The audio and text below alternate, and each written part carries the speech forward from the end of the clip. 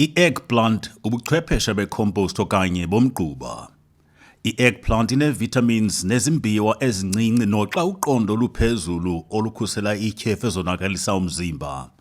Ikwayenye yemifuno yeziqhamo emikhulu ekulula ukuyikhulisa yaye ihlaselwa kancinane zizinambuzane nezifo xa ithelekiswa netumata. Kufuneka ikhuliselwe emhlabeni onzulu, ofumileyo nochumileyo. I-eggplant ithanda ukutyalwa intlakohlaza okanye ekuqaleni kwehlobo kumaqondo aphakathi kwama-20 ukuya kuma-27 ubushushu. Isicwangciso. Khona ukuze kube lula ukuhamba-hamba, kucetyiswa ukuba ke xa utyala kumhlaba ongangentsimi, tyala i-eggplant kwimiqolo emibini eqelelene ngama-75 cm. Ngoku izityalo zona ziqelelene ngama-60 cm emqolweni. Uze ke utsibe imiqolo emibini kuzokushiyeka isithuba esilinganiselwa kwi-150 cm ububanzi bendledlana yokuhamba ngenyawo, kuze kulandele eminye imiqolo emibini. Abavelisi kwizitiya ezincinci izityalo ziqelelana ngama-60 cm, imiqolo iqelelana ngama-75 cm, khona ukuze kusebenziseke ngcono umhlatyana omncinane wesitiya.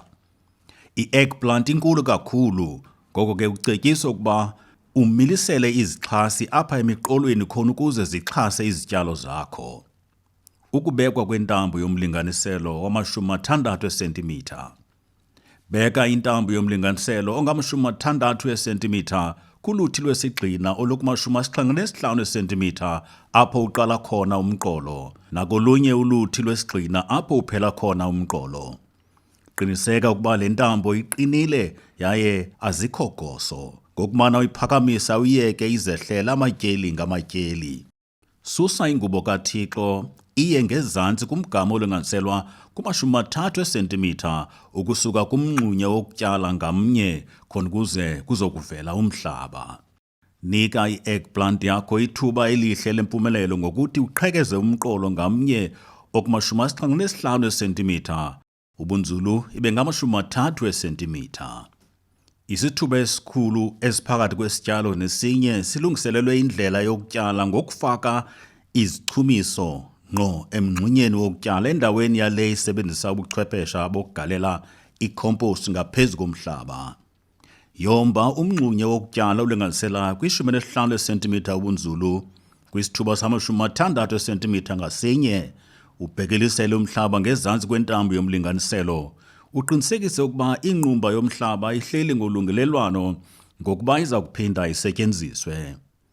Imingxunya yokutyala kufuneka ububanzi ibe li-12 cm, ubude ibe li-15 cm nobunzulu ibe li-15 cm.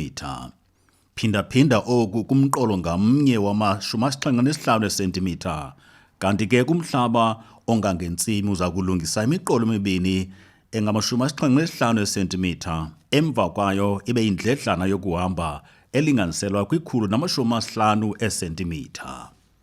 Ukulungiswa komhlaba onobumuncu ndawonye nokwenza ukuba izondlo ezikhoyo emhlabeni zikwazi ukufumaneka esityalweni, sasaza ngokulinganayo icephe lothuthu lwenkuni okanye amathambo acoliweyo okanye itispuni yekalika ezolimo kumgama ngamnye olinganiselwa kuma-60 cm apha kulo mqolo wokutyalela. Kungcono ugalele i-compost elinganiselwa kuma-500 ml kumngxunya ngamnye wokutyala. Xa ungenayo i-compost kufuneka usebenzise umgquba omdala nosele uvundile ngokuba lo usemtsha umgquba ungenza kukhule igqabi elikhulu, inani lesiqhamo lona lihle. Yogquma ngokupheleleyo izichumiso ngomhlaba wonke okulaa nqumba ubuyise ngezantsi, ude umphezulu wale ndawo inomhlaba ulingane kwakhona. Buyisela ingubo elinganiselwa kwi-2 cm ukuphakama ngaphezu komngxunya wokutyala. Jikelezisa i-dibble stick embindini womngxunya ide igqithe ngaphaya kwengubo, uze ke uyitshovele ezantsi wenze umngxunya wokutyala kubunzulu obufunwayo. Bamba isithole se-eggplant endaweni yaso, utyhilize umhlaba nge-dibble stick okanye ngeminwe yakho ecaleni.